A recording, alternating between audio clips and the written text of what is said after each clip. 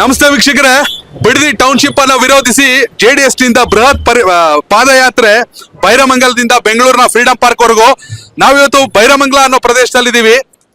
JDS ನ ಹಿರಿಯ ಮುಖಂಡರು ಹಾಗೆ ಮಾಜಿ ಶಾಸಕರಾಗಿರುವಂತಹ ನಿಸರ್ಗ ನಾರಾಯಣ ಸ್ವಾಮಿ ಅವರು ದೇವನಹಳ್ಳಿ ವಿಧಾನಸಭಾ ಕ್ಷೇತ್ರದಿಂದ ಸಂಪೂರ್ಣ ಜವಾಬ್ದಾರಿಯನ್ನ ಹೊತ್ತು ಸಾಕ್ತಾ ಇದ್ದಾರೆ. ಅವ್ರನ್ನೇ ಮಾತಾಡ್ಸೋಣ.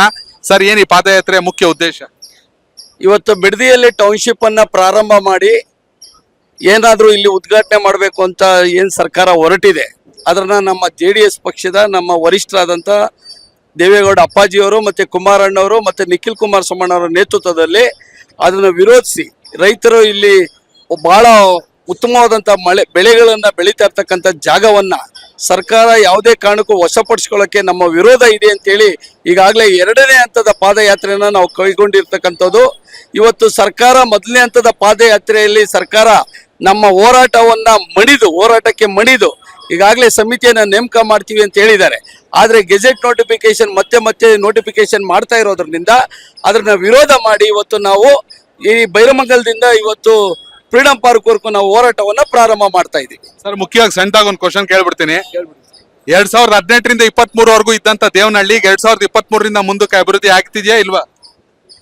ಇವತ್ತು 2018ರಿಂದ 23ವರೆಗೂ ನಾನು ಶಾಸಕನಾಗಿ ಆಯ್ಕೆ ಆದಂತ ಸಂದರ್ಭದಲ್ಲಿ ಪ್ರತಿ ಗ್ರಾಮದಲ್ಲಿ ಕಾಂಕ್ರೀಟ್ ರಸ್ತೆಗಳಿರ್ಬೋದು, ಐಮಾಸ್ ಲೈಟ್ ಇರ್ಬೋದು ಅಥವಾ ಕುಡಿಯೋ ನೀರಿನ ಸೌಲಭ್ಯಗಳಿರ್ಬೋದು, ಎಲ್ಲ ಅಭಿವೃದ್ಧಿ ಕೆಲಸಗಳು ನನ್ನ ಕಾಲದಲ್ಲಿ ಆಗಿರೋದು ಬಿಟ್ರೆ ಇವತ್ತು ನೂತನವಾಗಿ ನಮ್ಮ ಸರ್ಕಾರದ ಅಲ್ಲಿ ಸಚಿವರಾಗಿ ಕೆಲಸ ಮಾಡ್ತಾ ಇರ್ತಕ್ಕಂಥ ಸನ್ಮಾನ್ಯ KH ಮುನಿಯಪ್ಪನವರು ಅವರ ಅವಧಿಯಲ್ಲಿ ಯಾವುದೇ ಊರಲ್ಲೂ ಕೂಡ ಒಂದು ಅಂಗೈಗಳ ಕೆಲಸ ಕೂಡ ಇವತ್ತು ಪ್ರಾರಂಭ ಮಾಡಿಲ್ಲ. ಅದನ್ನ ನಾವು ಇವತ್ತು ನಮ್ಮ ತಾಲೂಕಿನ ಜನರಿಗೆ ತಿಳಿಸಬೇಕಾಗಿರೋ ಜವಾಬ್ದಾರಿ ನಮ್ಮ ಮೇಲೆ ಇದೆ. ಈ ಹೋರಾಟದ ಪಾದಯಾತ್ರೆಯ ನಂತರ ನಾವು ಈ ಒಂದು ಕೆಲವೇ ದಿನಗಳಲ್ಲಿ ದೇವನಹಳ್ಳಿ ಕೂಡ ನಾವು ಪಾದಯಾತ್ರೆಯನ್ನ ಪ್ರಾರಂಭ ಮಾಡ್ತೀವಿ. ಸರ್ಕಾರ ಅಭಿವೃದ್ಧಿಗೆ ಒಂದು ನಯಾ ಪೈಸೆ ಕೂಡ ಕೊಟ್ಟಿಲ್ಲ. ಮತ್ತೆ ಅವರು ಸಚಿವರಾಗಿರ್ತಕ್ಕಂಥ ಸಂದರ್ಭದಲ್ಲಿ ಏನು ರೇಷನ್ ಕಾರ್ಡ್ ಆಹಾರ ಸಚಿವರಾಗಿರ್ತಕ್ಕಂಥವ್ರು ಹೊಸದಾಗಿ ಒಂದು ರೇಷನ್ ಕಾರ್ಡ್ ಕೂಡ ನಮ್ಮ ತಾಲೂಕಲ್ಲಿ ವಿತರಣೆ ಮಾಡಿಲ್ಲ ಅನ್ನೋದು ಮಾಹಿತಿ ನಾನು ತಗೊಂಡು ಸಂಪೂರ್ಣ ಮಾಹಿತಿನ ನಿಮ್ಮ ಮುಂದೆ ಬಿಚ್ಚಿಡ್ತೀನಿ. ಸರ್, ಈಗ ನಿಮ್ಮದೇ ಕ್ಷೇತ್ರ ದೇವನಹಳ್ಳಿ ಕ್ಷೇತ್ರದ ಚಂದ್ರಾಯಪಟ್ಟಣ, ಅಲ್ಲೂ ಕೂಡ ರೈತರು KIDB ಭೂಸ್ವಾಧೀನದ ವಿರುದ್ಧ ವರ್ಷಾನುಗಟ್ಟಲೆ ಪ್ರತಿಭಟನೆ ಮಾಡಿದ್ರು. ಈಗ ಸರ್ಕಾರ ಭೂಸ್ವಾಧೀನವನ್ನ ಕೈ ಬಿಡ್ತು. ಈಗ ಅದನ್ನ ಕೃಷಿ ವಲಯ ಅಂತೇಳಿ ಘೋಷಣೆ ಮಾಡಿದ್ದಾರೆ. ಸೊ ಅದೇ ರೀತಿಯಾದಂತಹ ಕ್ರಮವನ್ನ ಬಿಡದಿ ಟೌನ್ಶಿಪ್ಗೆ ಸಂಬಂಧಪಟ್ಟ ಹಾಗೆ ಯಾಕೆ ತೆಗೆದುಕೊಳ್ಳಕ್ ಆಗ್ತಿಲ್ಲ ನಿಮ್ ಪ್ರಕಾರ ಈ ಕಾಂಗ್ರೆಸ್ ಸರ್ಕಾರದಿಂದ? ಈಗಾಗಲೇ ಚನ್ನರಾಯಪಟ್ಟಣ ಹೋಬಳಿಯಲ್ಲಿ ನಿರಂತರವಾಗಿ ಸುಮಾರು 1000 ದಿನಗಳ ಕಾಲ ಧರಣಿಯನ್ನ ಮಾಡಿರ್ತಕ್ಕಂಥದ್ದು. ಜೊತೆಗೆ ಆ ಸಂದರ್ಭದಲ್ಲಿ ನಾನು ಶಾಸಕನಾಗಿದ್ದೆ. ನಮ್ಮ ಕುಮಾರಣ್ಣವ್ರನ್ನ ನಾನು 4 ಬಾರಿ, ಒಂದು ಬಾರಿ ಭೇಟಿ ಮಾಡಿಸಿದ್ದೆ ನಾನು ರೈತರನ್ನ. ಯಾಕೆಂದ್ರೆ ರೈತರಿಗೆ ಬೆಂಬಲವಾಗಿ ನಮ್ಮ ರಾಜ್ಯದಲ್ಲಿ ಎಲ್ಲೇ ಅನ್ಯಾಯ ಆದ್ರೂ ಕೂಡ ಕುಮಾರಣ್ಣವರು ಧ್ವನಿ ಎತ್ತೋದ್ರ ಮೂಲಕ ರೈತರ ಪರವಾಗಿ ಹೋರಾಟವ್ರನ್ನ ನಿರಂತರವಾಗಿ ಮಾಡ್ಕೊಂಡ್ ಬಂದಿದ್ದಾರೆ. ಕುಮಾರಣ್ಣವ್ರು 4 ಸಾರಿ ಭೇಟಿ ಬಂದಿದ್ರು. ನಮ್ಮ ಕ್ಷೇತ್ರದಲ್ಲೇ 2 ಸಾರಿ ಭೇಟಿ ಆಗಿದ್ರು ರೈತರನ್ನ. ಆ ರೀತಿ ಹೋರಾಟದ ಮೂಲಕ ನಾವು ಹೋರಾಟವನ್ನ ಮಾಡಿದಕ್ಕೆ ಇವತ್ತು ಅವ್ರು ಕೈ ಬಿಟ್ಟಿರ್ತಕ್ಕಂಥದ್ದು. ಅದೇ ರೀತಿ ಬಿಡದಿ ಟೌನ್ಶಿಪ್ ಅನ್ನು ಕೂಡ ನಾವು ಹೋರಾಟವನ್ನ ಮಾಡಿ ರೈತರಿಗೆ ನ್ಯಾಯ ತೋರಿಸುವಂತ ಕೆಲಸನ ನಮ್ಮ ಪಕ್ಷ ಮಾಡ್ತೀವಿ. ಸರ್, ಈಗ ನೀವೇ ಹೇಳಿದ್ರಿ ಸರ್ಕಾರ ನಮ್ಮ ಹೋರಾಟಕ್ಕೆ ಮಣಿದಿದೆ ಅಂತೇಳಿ. ಆ ಮಣಿದಿದ್ದು ಕೂಡ ಈ ಪಾದಯಾತ್ರೆ ಅವಶ್ಯಕತೆ ಇತ್ತ? ಇದರಿಂದ ಏನಾದ್ರು JDS ರಾಜಕೀಯವಾಗಿ ಬಳಸ್ಕೊಳ್ತಿದೆಯಾ ಈ ಒಂದು ಪ್ರಕರಣವನ್ನ, ಈ ಹೋರಾಟವನ್ನ, ರೈತರ ಹೋರಾಟವನ್ನ ಅಂತ? ಖಂಡಿತ ಅದು ಸುಳ್ಳು. ಸರ್ಕಾರ ಸಮಿತಿಯನ್ನ ನೇಮಕ ಮಾಡೋದಕ್ಕೆ ಮುಂಚೆ ಏನ್ ನೋಟಿಫಿಕೇಶನ್ ಮಾಡೋದನ್ನ ತಡಿಬಹುದಾಗಿತ್ತು. ಅವ್ರು ಒಂದ್ ಕಡೆ ಸಮಿತಿಯನ್ನ ಮಾಡ್ತಾರೆ, ಒಂದ್ ಕಡೆ ನೋಟಿಫಿಕೇಶನ್ ಮಾಡ್ತಾರೆ. ಈ ರೀತಿ 2 ಇಬ್ಬಂದಿ ನೀತಿಗಳನ್ನ ನಾವು ವಿರೋಧಿಸ್ತಾ ಇದ್ದೀವಿ. ಇವತ್ತು ಆ ವಿರೋಧಿಸಿ ಇವತ್ತು ಫ್ರೀಡಂ ಪಾರ್ಕ್ ವರೆಗೂ ನಾವು ಪಾದಯಾತ್ರೆನ ಮಾಡ್ತೀವಿ. ಸರ್, ಈಗ ಮೇನ್ ಆಗಿ ಕುಮಾರಸ್ವಾಮಿ ಅವರೇ ಇದು ಕನಸಿನ ಯೋಜನೆ ಆಗಿತ್ತು, ನಾನು ಮುಂದುವರಿಸ್ತೀನಿ ಅಂತ ಹೇಳಿ DK ಶಿವಕುಮಾರ್ ಹೇಳ್ತಾ ಇದ್ದಾರೆ. ಕುಮಾರಸ್ವಾಮಿ ಮೇಲೆ ಆರೋಪ ಮಾಡ್ತಾರೆ DK ಶಿವಕುಮಾರ್. ಏನ್ ಹೇಳ್ತೀರಿ ಸರ್ ಇದ್ರ ಮೇಲೆ? ಕುಮಾರಸ್ವಾಮಿ ಅವರು ಮುಖ್ಯಮಂತ್ರಿ ಆದಂತ ಸಂದರ್ಭದಲ್ಲಿ ಈ ಬಿಡದಿ ಟೌನ್ಶಿಪ್ ಅನ್ನ ಪ್ರಾರಂಭ ಮಾಡೋದಕ್ಕೆ ಪ್ರಯತ್ನ ಪಟ್ಟಂತ ಸಂದರ್ಭದಲ್ಲಿ ಆಗಿನ ವಿರೋಧ ಪಕ್ಷದ ನಾಯಕರಾದಂತ ಸಿದ್ದರಾಮಯ್ಯನವರು ಮತ್ತು DK ಶಿವಕುಮಾರ್ ಅವರು ಪ್ರಬಲವಾಗಿ ಇದ್ರ ವಿರುದ್ಧವಾಗಿ ಹೋರಾಟ ಮಾಡಿದಂಥದ್ದು. ಇವತ್ತು ಅವ್ರದೇ ಸರ್ಕಾರ ಇರೋವಾಗ ಮತ್ತೆ ಯಾಕೆ ಅವತ್ತು ಹೋರಾಟ ಮಾಡಿದವ್ರು ಇವತ್ತು ಯಾಕೆ ಅದನ್ನ ಪ್ರಾರಂಭ ಮಾಡ್ತೀನಿ ಅಂತ ಯೋಚನೆ ಮಾಡೋ ಅವಶ್ಯಕತೆ ಏನಿತ್ತು? ಇವತ್ತು ಬಿಡದಿಯಲ್ಲಿ ಟೌನ್ಶಿಪ್ ಮಾಡೋ ಬದಲು ಮಾಡ್ಲಿ, ಚಿಕ್ಕಬಳ್ಳಾಪುರ ಮಾಡ್ಲಿ, ಕೋಲಾರ ಮಾಡ್ಲಿ, ಅಲ್ಲಿರ್ತಕ್ಕಂಥ ನಿರುದ್ಯೋಗಿ ಯುವಕರಿಗೆ ಉದ್ಯೋಗ ಸಿಗುತ್ತಲ್ಲ. ಅದನ್ನ ಬಿಟ್ಟು ಬಿಡದಿಯಲ್ಲಿ ಇವತ್ತು ಬಹಳ ರಿಯಲ್ ಎಸ್ಟೇಟ್ ದೊಡ್ಡ ಮಟ್ಟದಲ್ಲಿ ಬಿಸ್ನೆಸ್ ಆಗ್ತಾ ಇದೆ ಅಂತ ಹೇಳಿ ಬಿಡದಿನೇ ಉತ್ತಮವಾದಂತ ಬೆಳೆಗಳು. ಮೊನ್ನೆ ನಾವು ಪಾದಯಾತ್ರೆ ಮಾಡ್ಬೇಕಾದ್ರೆ ಆ ಭಾಗದಲ್ಲಿ ನೋಡಿದ್ರೆ ಹೆಚ್ಚು ಬೆಳೆಗಳು ಇರ್ತಕ್ಕಂಥದ್ದು. ಇವತ್ತು ಹಾಲು ಇರ್ಬೋದು, ತರಕಾರಿ ಇರ್ಬೋದು, ತೆಂಗು ಇರ್ಬೋದು, ಅಡಿಕೆ ಇರ್ಬೋದು, ಎಲ್ಲ ಬೆಳೆಗಳಿಂದ ಇಲ್ಲಿ ಉತ್ತಮ ಬೆಳೀತಾ ಇರೋ ಭೂಮಿನ ವಶಪಡಿಸ್ಕೊಳ್ಳೋದಕ್ಕೆ ನಮ್ಮ ವಿರೋಧ ಇದೆ ಅಂತ ನಾವು ಹೋರಾಟವನ್ನು ಮಾಡ್ತಾ ಇದ್ದೀವಿ. ಸರ್, ಎಲ್ಲೋ ಒಂದ್ ಕಡೆ ಕರ್ನಾಟಕದ ರಾಜಕೀಯ ವಿಷಯ ಬಂದಾಗ ಸರಾಯಿ ಬ್ಯಾನ್ ಆಗ್ಬೇಕಂದ್ರು ಕುಮಾರಣ್ಣ ಬೇಕು, ಲಾಟ್ರಿ ಬ್ಯಾನ್ ಆಗ್ಬೇಕಂದ್ರು ಕುಮಾರಣ್ಣ ಬೇಕು, ರೈತರ ಸಾಲ ಮನ್ನಾ ಆಗ್ಬೇಕಂದ್ರು ಕುಮಾರಣ್ಣ ಬೇಕು, ಈಗ ರೈತರು ಭೂಮಿ ಉಳಿಬೇಕು ಅಂದ್ರು ಕುಮಾರಣ್ಣನೇ ಬೇಕಾ?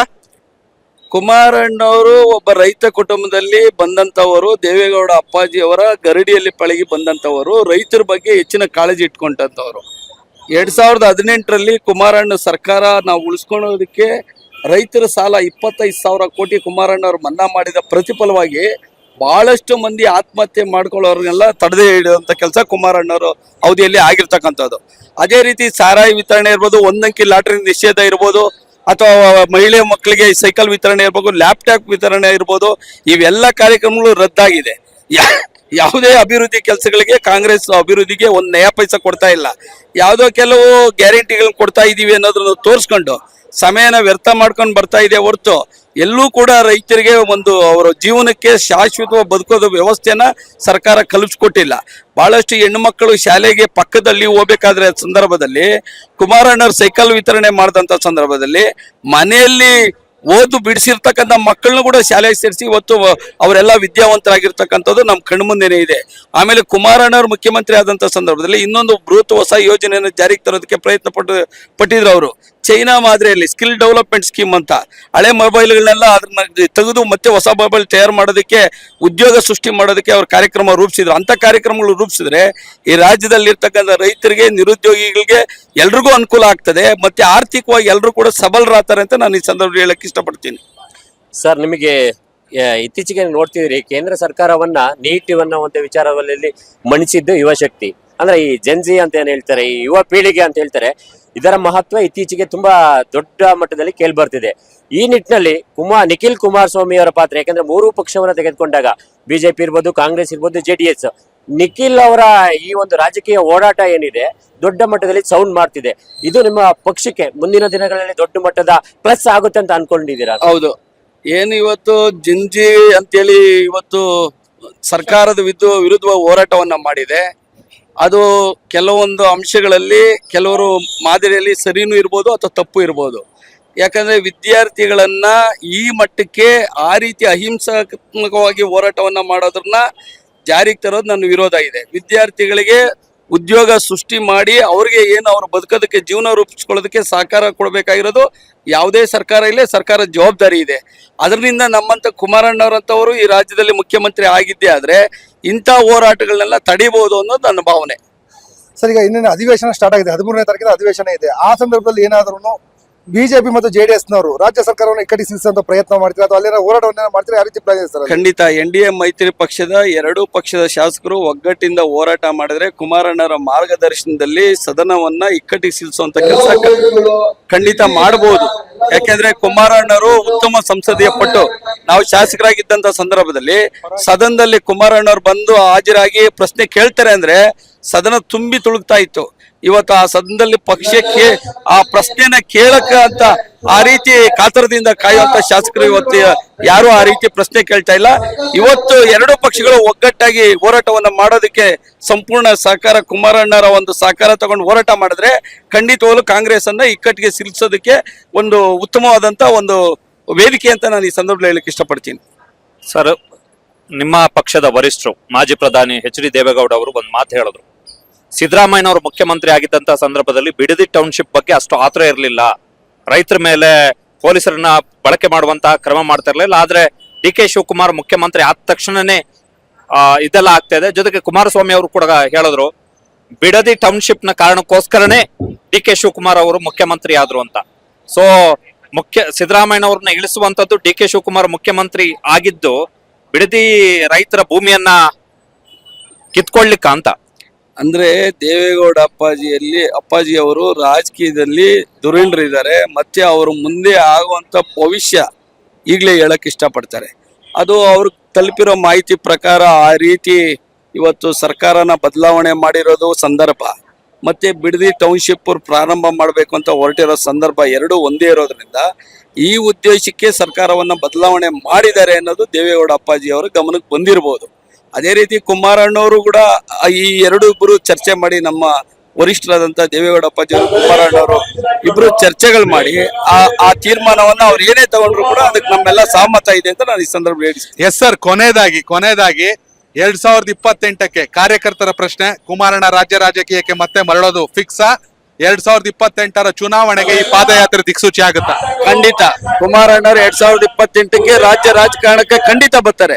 ಯಾಕೆಂದ್ರೆ ನನಗೂ ಕೂಡ ಕೋಲಾರದಲ್ಲಿ ಎಂಪಿಗೆ ನಿಲ್ಲು, ನಾನು ಕೂಡ ಇಲ್ಲಣ್ಣ ನಾನು ಎಂಪಿಗೆ ನಿಲ್ಲಲ್ಲ, ನಾನು ದೇವನಹಳ್ಳಿ ವಿಧಾನಸಭಾ ಕ್ಷೇತ್ರ ಸ್ಪರ್ಧೆ ಮಾಡ್ಬೇಕು ಅಂತ ಹೇಳಿದ ಸಂದರ್ಭದಲ್ಲಿ ಅಣ್ಣ ನನಗೊಂದು ಮಾತು ಹೇಳಿದ್ರು, ನಾನು ಕರ್ನಾಟಕ ರಾಜ್ಯಕ್ಕೆ ಬರ್ತೀನಿ, ನೀನು ನಿಂತ್ಕೊ ಅಂತೇಳಿ. ಆದ್ರೆ ಅವತ್ತು ನಾವು ಎಲ್ಲರೂ ಸೇರಿ ಪಕ್ಷ ತೀರ್ಮಾನ ಮಾಡಿ ಇವತ್ತು ಕೋಲಾರದಲ್ಲಿ ನಮ್ಮ ಇವರಿಗೆ ಮಲ್ಲೇಶ್ ಬಾಬು ಅವರಿಗೆ ಟಿಕೆಟ್ ಕೊಟ್ರಿ, ಗೆಲ್ಲಿಸ್ಕೊಂಡಿದೀವಿ.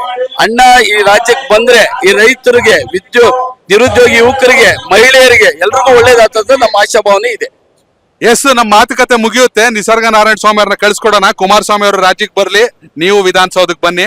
2028ಕ್ಕೆ ಒಳ್ಳೇದಾಗ್ಲಿ ಸರ್. Thank you sir.